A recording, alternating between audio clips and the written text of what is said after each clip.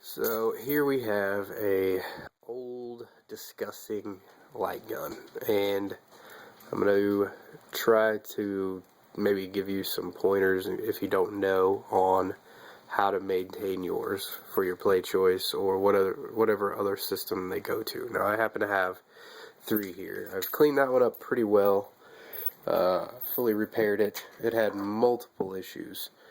The entire machine did. I did a full restore on it, but this light gun basically operates like brand new. I wanted it back to arcade quality. I mean, everything down to, replacing that. Those took tokens from Bally's arcade. I even replaced that. But so that is completely redone as though it were a brand new arcade machine down to the light gun. And so I had to learn how to maintain the light gun, so I thought I might share my knowledge with you. So I've got one taken apart here. Out of these three light guns, the problem that all of them had, and the symptom of this, you'll know this is probably the case with yours, if the arcade machine, if the Playchoice registers that you have shot, but you can't hit anything, and you have no idea where you've shot, and you just will never hit anything, no matter how close you get to the screen, no matter how hard you try. And what that is, this is obviously your, I think it has like a laser diode or so. I don't know exactly how it works, but you can kind of see. But anyway, none of that is your issue. What is this little solder joint that you can see here. On the inside, see the shiny part there between this gap? That is on the PCB a ball of solder. And if you see this ball of solder here on the outside, on this shield, you see that they're unattached. In fact, if I wasn't holding the camera, and if I wasn't afraid to pull these wires loose, I could actually separate the metal housing here from the PCB because the solder joints are completely broken. If I were to reattach that, and if that were the only problem, which it's not with this particular gun, it would fix that issue. Now, that's because there's really nothing else to go wrong in here until you get down here. Now, what this is, it's the cord is supposed to be able to freely rotate. Well, if you had a bunch of wires in here, you could see how that would be a problem to just continually twist wires. That's eventually not going to work anymore. So they came up with this. These discs, each one of these is a conductive. It has copper on it. And then, I don't know if you can see this very well. Let the camera focus on it. This is a piece of plastic. Notice how the black residue on that plastic, by the way.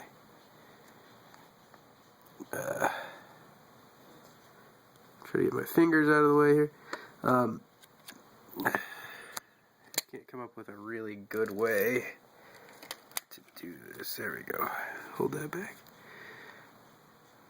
See if it'll focus. I'm wanting you to be able to see each wire goes into this little metal clip. The metal clip has these legs that ride on the disc. You can take it out and you see that is what connects the internals of your gun to the disc and in turn to the Playchoice. Now, see the black residue?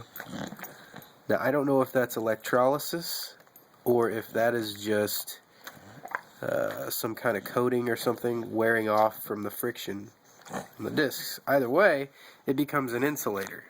Even if it's carbon, it doesn't matter what it is. This is my bulldog, by the way. He likes to help. It definitely creates resistance. Regardless of if it stops current flow completely, it doesn't really matter. You don't want it there. So it's good to take that apart. Now, your color code is brown or red. The top one changes color, so it's either brown or red or both. I've got one that has both.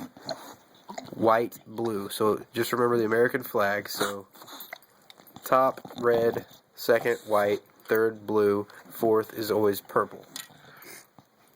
And you should actually be able to see those wires in there If I can get the camera to focus. But yeah, from the top down, red, white, blue, purple. And if you clean that up and put it back the way that you took it apart, and then if you resolder those 2 points, and this one has multiple broken wires up here that I'll have to fix.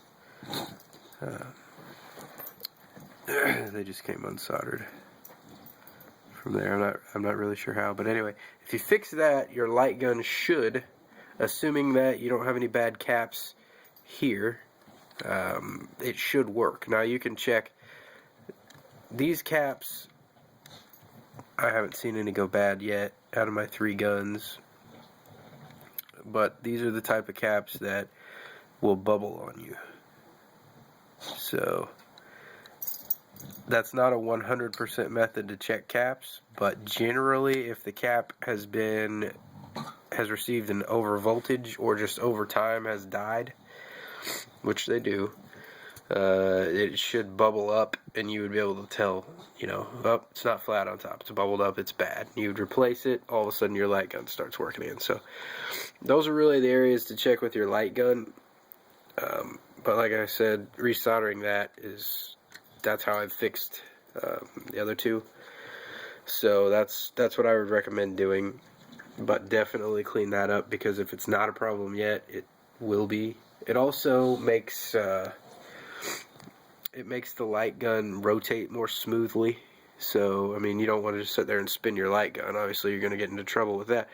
But if your light gun does not spin freely, if it feels kind of sticky when you try to spin it, that's going to be your issue, and it will become an issue down the road. So make that more conductive, and your light gun will be happy. Also, a tip to make it cleaner, get all this nasty stuff off here, and not for the circuit. It's not going to hurt the circuit, but WD-40 basically thins out oil and grease and things like that. And if you get a toothbrush, you can get down in these grooves and get almost all of that out of there.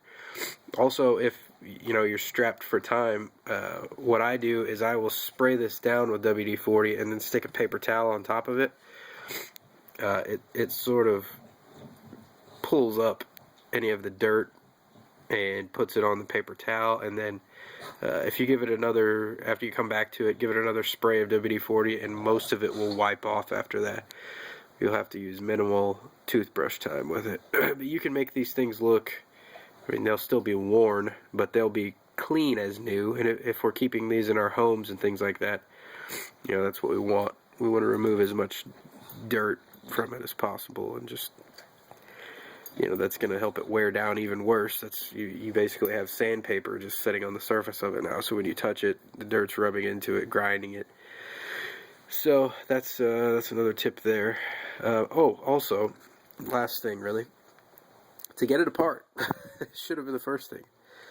These can be bought for taking apart Nintendo cartridges and Nintendo systems. These are the security screw bits that are used to take the game apart and console. So those can be had on eBay for cheap, but you can see from let's see, the little screw head here. I don't know if you can see that. Kind of focused. It's got that little screw head that a lot of the game manufacturers used back then. I think even Sega used it. A few of the game manufacturers used it. So I think you probably need that anyway. So go ahead and pick that up, and you'll be able to take this light gun apart with no trouble at all. And clean it, repair it, make it work.